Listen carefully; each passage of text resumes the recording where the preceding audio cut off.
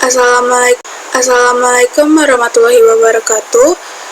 Perkenalkan, nama saya Carmela Nurza Kalvani dari kelas Sistem Informasi Manajemen Sumber Daya Manusia V51. Hari ini saya akan membuat sistem informasi manajemen melalui blog. Berikut adalah cara-caranya. Yang pertama, buka Google Chrome kalian. Yang kedua, tulis blogger pada kolom pencarian dan nanti akan keluar seperti ini. Nah, jika sudah seperti ini, kalian bisa pilih sign in atau masuk pada bagian ini jika kalian sudah mempunyai akun. Tetapi jika kalian belum mempunyai akun, kalian bisa pilih bagian create your blog atau buat blog.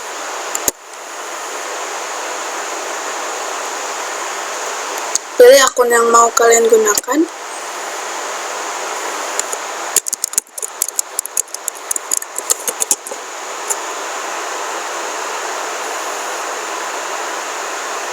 Nanti jika sudah keluar tampilan seperti ini, berarti kalian sudah masuk pada bagian blog kalian.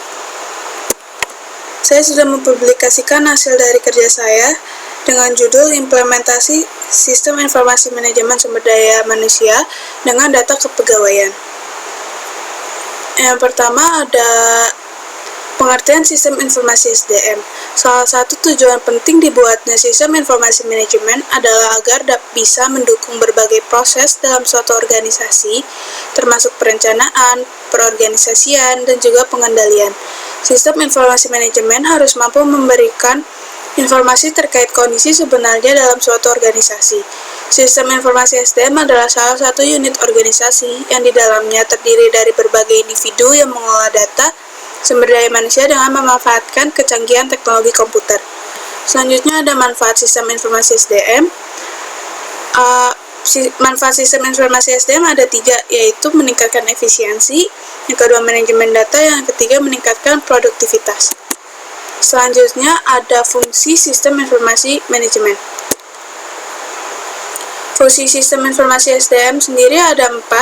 Yang pertama ada perekrutan atau penerimaan SDM, atau recruiting dan hiring. Yang kedua pendidikan dan pelatihan atau learning and training. Yang ketiga manajemen data. Yang terakhir ada pemutusan hubungan kerja dan administrasi tunjangan. Selanjutnya ada model sistem informasi SDM. Model sistem informasi SDM bisa kita lihat dari sisi input, proses, dan juga outputnya. Dari sisi input, sistem informasi SDM terdiri dari 3 sistem, yaitu subsistem SIA atau sistem informasi akuntansi, subsistem penelitian sumber daya manusia, dan subsistem intelijen SDM. Dan dari sisi outputnya, terdapat 6 subsistem, yaitu subsistem perencanaan kerja, subsistem perekrutan, subsistem manajemen angkatan kerja, subsistem tunjangan, subsistem benefit, dan terakhir subsistem pelaporan lingkungan. Dan selanjutnya ada SI kepegawaian atau sistem informasi kepegawaian. Sistem informasi kepegawaian atau SIMPEK adalah sistem yang mampu memberikan informasi data-data pegawai pada suatu perusahaan maupun instansi yang saling berinteraksi mencapai tujuan yang telah ditargetkan. SIMPEK menangani pengolahan data kepegawaian khususnya meliputi pendataan pegawai, BKD, proses perencanaan informasi kepegawaian, penggajian, penilaian angka kredit, mutasi pegawai, dan sistem pelaporan. Aplikasi SIMPEK pada suatu instansi adalah melakukan penginputan, pengawasan, dan mentoring dalam hal data kepegawaian. Data mentah diinput biasanya disiapkan form isian yang harus diisi oleh pegawai suatu instansi dengan baik dan benar. Jika dalam pengisian form dilakukan dengan baik dan benar, operator dapat langsung mengisikan database masing-masing pegawai ke dalam SIMPEK, dan operator dapat fokus mengisi sesuai dengan form yang diterimanya tanpa mengecek berkas fisik. Setelah database diinput dengan baik, barulah sistem dapat memproses sesuai dengan kebutuhan instansi yang menggunakan sistem tersebut. Dalam pengolahan kepegawaian SIMPEK, dapat menghasilkan berbagai report atau laporan seperti beban kerja dosen atau BKD, daftar urut kepangkatan atau DUK, rencana kenaikan pangkat, data pegawai yang akan naik pangkat, data DP3 pegawai, data riwayat jabatan, riwayat diklat teknis maupun fungsional, riwayat penghargaan yang telah diterima pegawai, data pegawai yang telah maupun yang akan pensiun, data riwayat keluarga PNS, dan berbagai repot lainnya yang telah dipersiapkan dengan baik oleh pihak programmer. Dengan tersedianya berbagai report yang dapat dihasilkan Simpek, maka oleh pihak yang berkepentingan dapat mempergunakan aplikasi ini untuk memanajemen kepegawaian pada instansinya tersebut sesuai dengan peruntukannya. Simpek biasanya dipergunakan oleh pimpinan untuk mempermudah memberikan pelayanan pegawai, menata sebaran pegawai pada seluruh instansi, serta mempersiapkan kemungkinan lain yang dibutuhkan oleh pihak atasan seperti analisa kebutuhan PNS pada instansinya, maupun penyusunan para pejabat eselon 2, 3, dan 4 yang oleh pihak atasan memiliki kinerja baik dan dapat menerima komunikasi dari atasan dalam menentukan arah pembangunan daerahnya. Akhirnya dapat disimpulkan bahwa Simpek dapat dipergunakan untuk mempercepat proses pencatatan dan pengolahan data dan mampu menyajikan informasi kepegawaian kapan saja, sehingga informasi yang diminta dapat tepat waktu, tepat sasaran, dan akurat. Selain itu, peran penting operator dalam mensortir dan menginput data, serta penggunaan perangkat dengan baik sangat dibutuhkan ketelitian dan kehati-hatian. Dan yang bagian blok saya yang terakhir itu ada data kepegawaian. Data kepegawaian DKI Jakarta.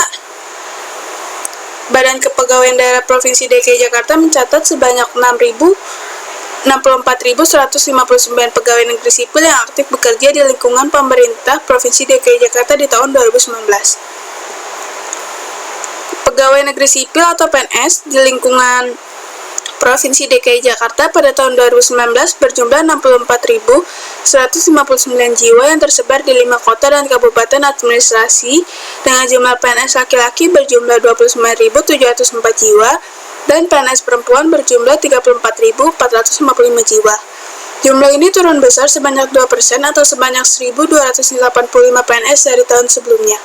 Kota Jakarta Timur mempunyai jumlah PNS terbanyak dibandingkan dengan 1 kabupaten dan 4 kota administrasi di DKI Jakarta lainnya, yaitu 16.690 jiwa dengan jumlah PNS laki-laki sebanyak 6.364 jiwa dan PNS berjenis kelamin perempuan sebesar 10.326 jiwa.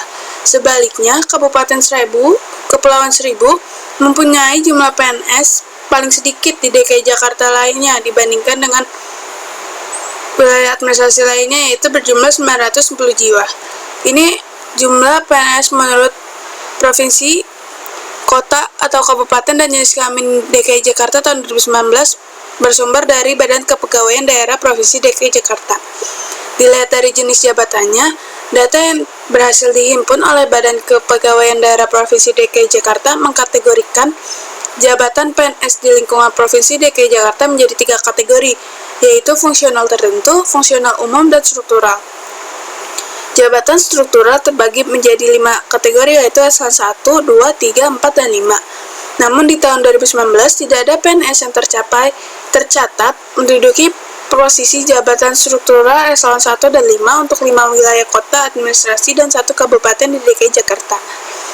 Sebanyak 27.854 orang dan 23.042 orang di PNS di 5 kota dan 1 kabupaten di DKI Jakarta menduduki posisi jabatan fungsional tertentu dan jabatan fungsional umum.